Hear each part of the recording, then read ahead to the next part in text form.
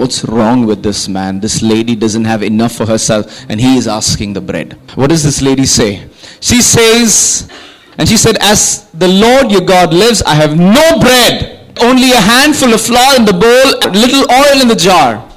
I'm gathering a few sticks that I may go in and prepare for me and my son, that we may eat and die. Often God will ask you more than you have, because he sees beyond the physical. He sees what is deposited in the spirit. And what is deposited in the spirit is what influences what you birth in the physical. But for that, this lady had to take a step of faith. Without faith, it is impossible to please God.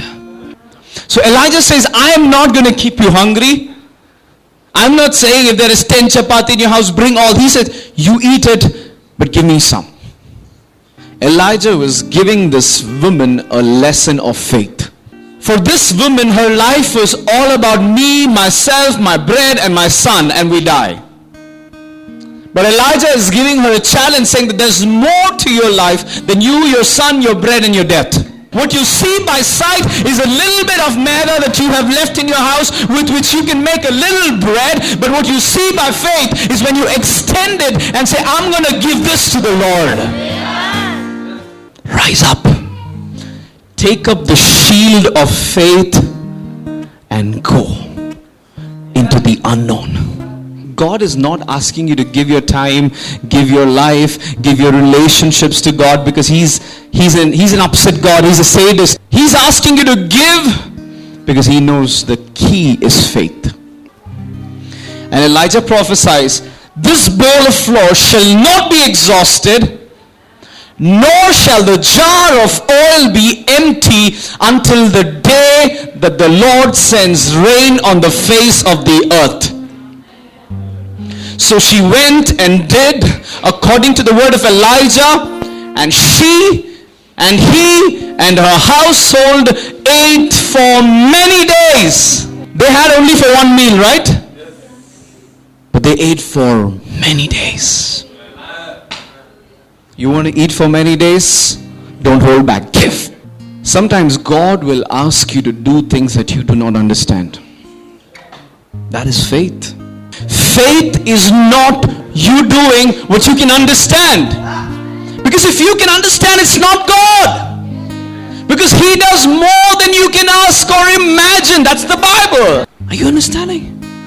If your faith is at the level of human calculation, it's not faith. It's just positive thinking. Faith is beyond human thinking. So the lady would have thought it's a crazy man walking in the streets, he's hungry, but she decided to yield. When you decide to yield to that walk of faith that God is placing over your life, I am telling you, you will never have your resources exhaust. Those days, they didn't have the faith of the Son of God. You had the faith of the Son of God.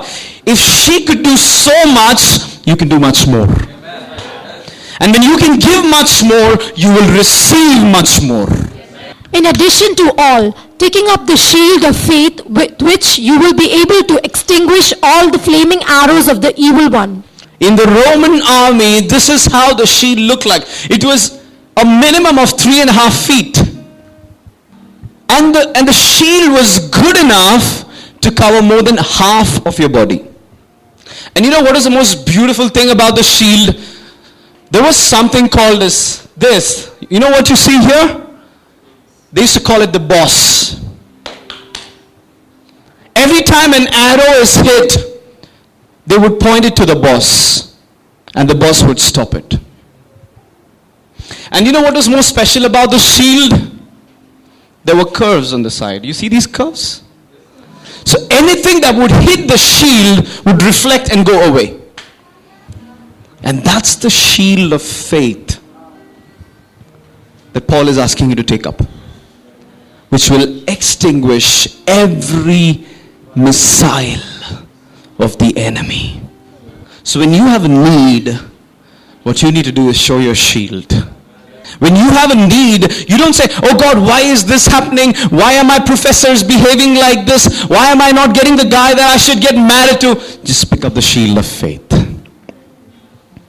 Pick up the shield of faith and let your faith go beyond the situations.